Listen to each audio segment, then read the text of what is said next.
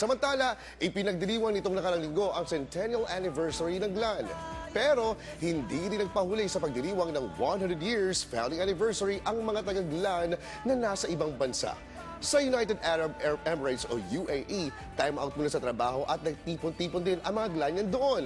Mula Dubai, yan ang tampok sa MUS. May umagandang story ni dating ABS-CBN reporter Ann Santos. Ann?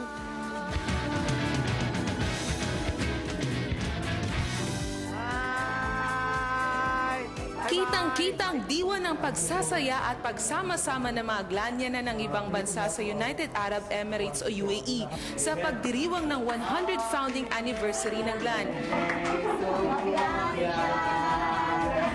Hindi madali ang malayo sa pamilya at mga kaibigan, pero napapalitan ng tuwa ang lungkot kapag nagtitipon-tipon ang mga Pilipino.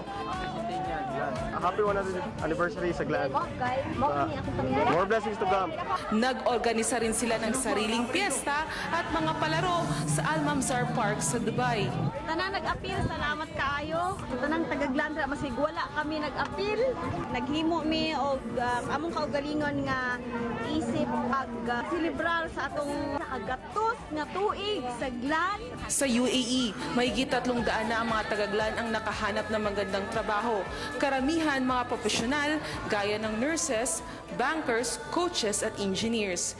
Si King Belimac, financial advisor ng Abu Dhabi Commercial Bank, isa sa pinakamalaking bangko sa buong mundo, naniniwala na kaakibat ng selebrasyon ay may hamon na dapat harapin ng mga opisyal ng gobyerno. We hope especially sa mga local leaders na tigaan yun nila o focus kung unsaon nila paghatag og trabaho sa mga tao sa GLANians, mga unfortunate na mga tao na walay trabaho, walay mga yuta sa GLAN, matigaan unta og focus sa mga opisyalis unta nga matigaan sila og trabaho kay importante gyud ang employment.